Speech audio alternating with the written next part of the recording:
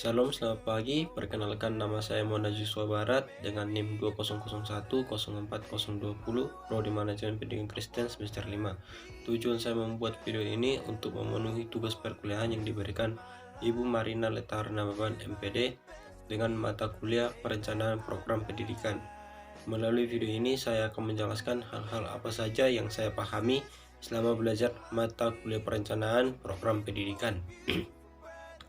Baik, yang pertama saya akan menjelaskan tentang satu definisi perencanaan pendidikan. Perencanaan adalah kegiatan memutuskan terlebih dahulu apa yang akan dilakukan, bagaimana melakukannya, apa yang akan dilakukan, dan oleh siapa. Kegiatan ini bertujuan untuk mengorganisasikan berbagai sumber daya untuk mencapai tujuan yang diharapkan. Khususnya dalam dunia pendidikan, perencanaan berorientasi pada masa depan, sehingga setiap kegiatan memerlukan perencanaan untuk mencapai keberhasilan yang memuaskan. Perencanaan pendidikan adalah proses intelektual yang menentukan sarana untuk menciptakan lingkungan dan proses belajar untuk mencapai tujuan pendidikan secara efektif, efisien. Perencanaan pendidikan mengatasi permasalahan yang dilaksanakan dalam rangka pencapaian tujuan pembangunan pendidikan dengan memperhatikan realistis yang ada dalam kebutuhan pembangunan sosial, ekonomi, sosial budaya, dan pendidikan negara. Jenis-jenis perencanaan pendidikan yaitu 1. Perencanaan makro. Perencanaan makro adalah perencanaan yang menetapkan kebijakan-kebijakan yang akan ditempuh, tujuan yang ingin dicapai, dan cara-cara mencapai tujuan itu pada tingkat nasional. Perencanaan makro adalah perencanaan yang menetapkan kebijakan-kebijakan yang akan ditempuh, tujuan yang ingin dicapai, dan cara-cara untuk mencapai tujuan itu pada tingkat nasional. Contoh perencanaan makro yaitu perencanaan penerimaan mahasiswa baru di perguruan tinggi. 2. Perencanaan meso. Perencanaan meso adalah yang telah ditetapkan pada tingkat makro, dijabarkan ke dalam program-program yang berskala kecil atau provinsi. Pada tingkat ini, perencanaan sudah lebih bersifat operasional, disesuaikan dengan departemen atau unit-unit. Contoh perencanaan meso yaitu perencanaan pada tingkat departemen dan direktorat jenderal pusat. Yang ketiga, perencanaan mikro. Perencanaan mikro adalah perencanaan pada tingkat institusional dan merupakan penjabaran dari perencanaan tingkat meso. Perencanaan mikro merupakan penjabaran dari perencanaan tingkat meso.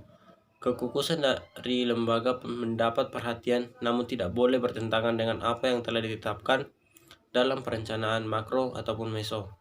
Contoh perencanaan mikro yaitu kegiatan belajar mengajar. Perencanaan menurut tingkatannya.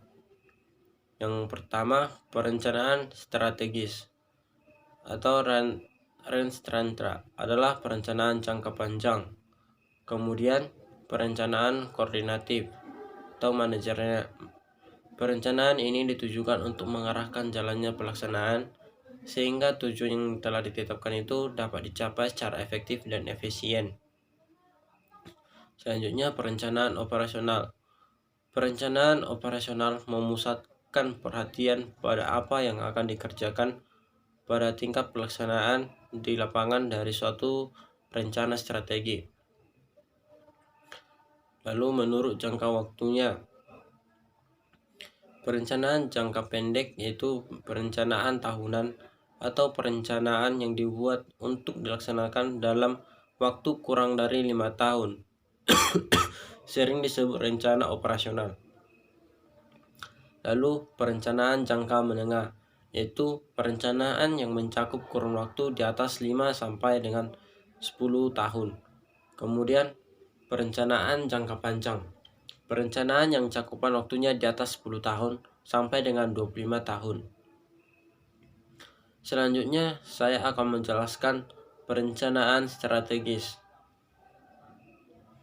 Perencanaan strategis merupakan proses penempatan organisasi pada prospek masa depan dapat diperbesar dan risiko yang akan dicapai dapat diperkecil. Perencanaan strategis adalah membuat pilihan yang berhubungan dengan posisi yang memungkinkan ditempatkan dalam organisasi dan mengadakan evaluasi terhadap pilihan, sehingga kegiatan yang paling diinginkan. Perencanaan strategis sebagai komponen dari manajemen strategis yang bertugas untuk memperjelas tujuan dan sasaran dan memperoleh mengalokasikan sumber daya serta menciptakan suatu pedoman dalam menerjemahkan kebijakan. Selanjutnya, konsep dasar program sekolah. Program merupakan pernyataan yang berisi kesimpulan dari beberapa harapan atau tujuan yang saling bergantung dan saling terkait. Tujuan untuk mencapai suatu pasaran yang sama. Program sering dikaitkan dengan perencanaan, persiapan, dan desain atau rancangan. Desain atau perencanaan merupakan gambaran beberapa kegiatan, siapa yang bertanggung jawab mengerjakannya, dan faktor pendukung berupa dana dan waktu. Lalu, rencana pengembangan sekolah. Perencanaan pengembangan sekolah merupakan proses pengembangan sebuah rencana untuk meningkatkan kinerja sebuah sekolah secara berkesinambungan. Dalam ini ada 5 prinsip dasar yang harus diperhatikan dalam perencanaan pengembangan sekolah, yakni yang pertama mengacu pada tujuan, 2 dapat dilaksanakan, 3 komprehensif, 4 terintegrasi, 5 efektif dan efisien. Lalu perencanaan kurikulum. Perencanaan kurikulum adalah susunan suatu rangkaian kegiatan yang di dalamnya mengandung rencana belajar siswa sebagai pengalaman belajar siswa yang diperoleh dari sekolah saat di dalam kelas maupun di luar sekolah.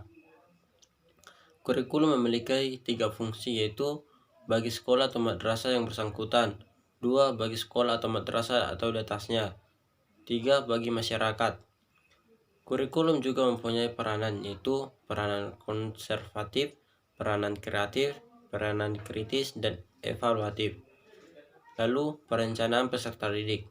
Perencanaan peserta didik adalah suatu aktivitas memikirkan di muka tentang hal-hal yang harus dilakukan berkenaan dengan peserta didik di lembaga pendidikan, baik sejak peserta didik akan memasuki lembaga pendidikan maupun mereka akan lulus dari lembaga pendidikan. Yang direncanakan adalah hal-hal yang dikerjakan berkenaan dengan penerimaan peserta didik sampai dengan perumusan peserta didik. Selanjutnya, perencanaan tenaga pendidik dan tenaga kependidikan.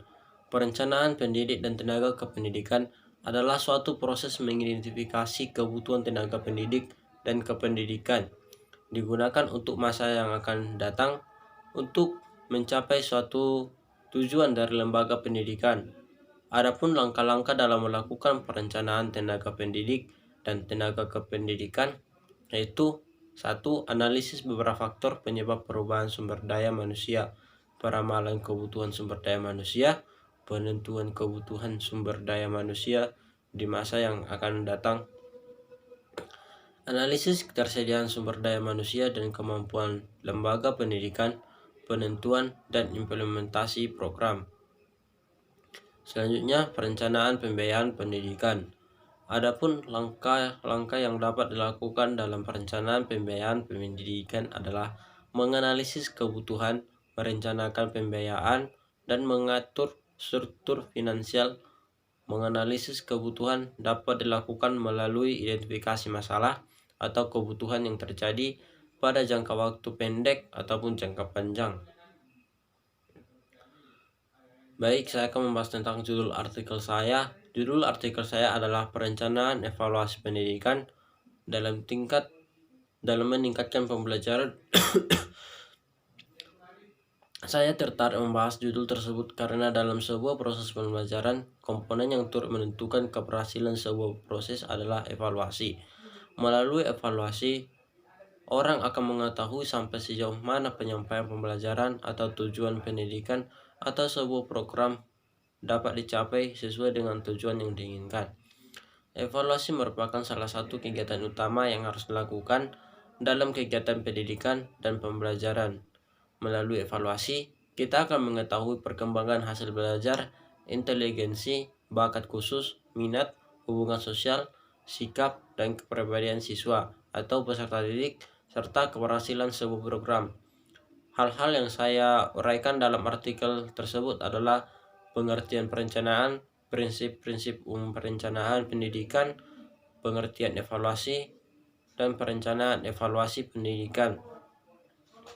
Poin penting yang saya sampaikan melalui artikel tersebut adalah perencanaan evaluasi itu memang merupakan suatu langkah yang sangat penting dalam pendidikan untuk meningkatkan pembelajaran.